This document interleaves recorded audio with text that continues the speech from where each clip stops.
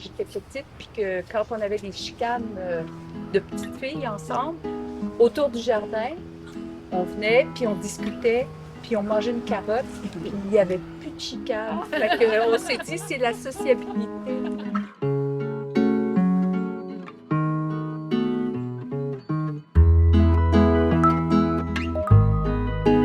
Vous êtes quand même dans un des jardins les plus importants au monde. C'est un jardin qui présente la diversité des plantes alimentaires et utilitaires. Il y a des cultures que je n'aurais pas nécessairement besoin d'enlever, mais l'idée aussi, c'est de redonner les légumes qui sont là à la communauté, au restaurant.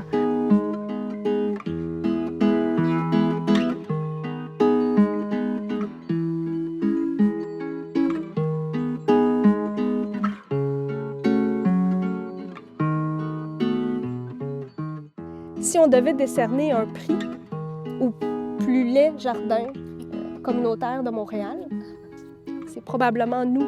Par contre, le jardin à l'intérieur, c'est une autre histoire.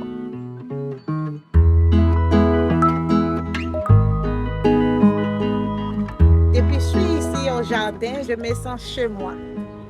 Parce qu'à Haïti, on a mangé vraiment tous des choses naturelles. On ne peut pas garder les choses au frigo. C'est toujours aller au jardin pour prendre des choses pour préparer.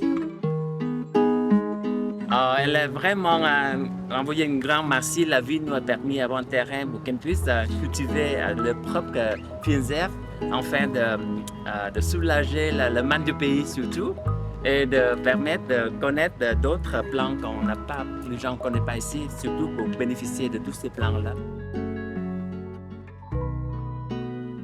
Ça prend beaucoup de superficie, puisque plus ton plant va grandir, plus il va faire des fruits d'arachide autour. Donc, il faut que ce soit un sol qui est léger. C'est pour ça qu'en Afrique de l'Ouest, la culture d'arachide a été très développée dans des régions sahéliennes comme le Sénégal, comme le Niger, parce que c'est des terres qui sont très sablonneuses. On a ramené des grains de chez nous. Présentement, j'ai des grains qui sont en route là.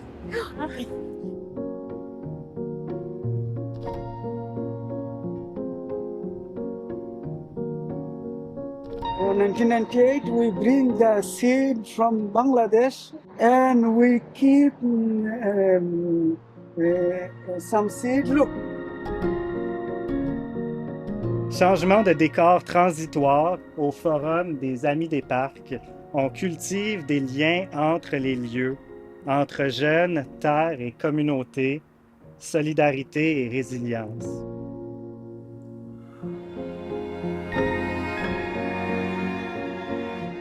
Manger des bonnes choses versus on va dépenser de l'argent pour faire son voyage dans le sud, là. On va dépenser de l'argent pour s'acheter des vêtements, mais comme on vient pour acheter une betterave qui est bio, qui a été cultivée pendant des semaines, désherbée pendant tout un été à la main, mais là, on va la trouver chère. Quand on parle de territoire, il y a là où on est, mais il y a aussi là où on a des connexions différentes avec par nos familles ou par nos communautés aussi. Et souvent, il y a une déconnexion pour beaucoup entre nous. Avec l'alimentation, puis avec nos territoires.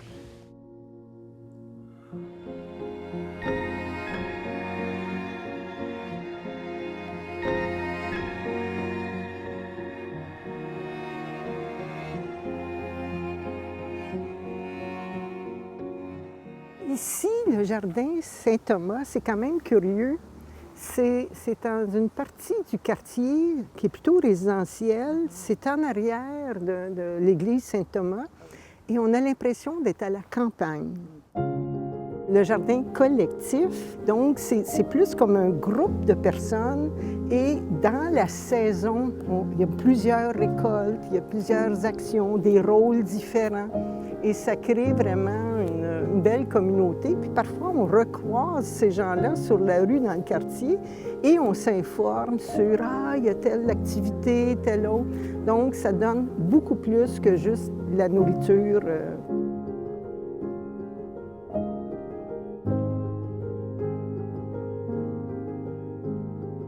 Moi, le jardin, on dirait que ce que ça touche, en fait, c'est vraiment comme un acte de résistance. C'est comme une façon, en fait, de célébrer la beauté du monde.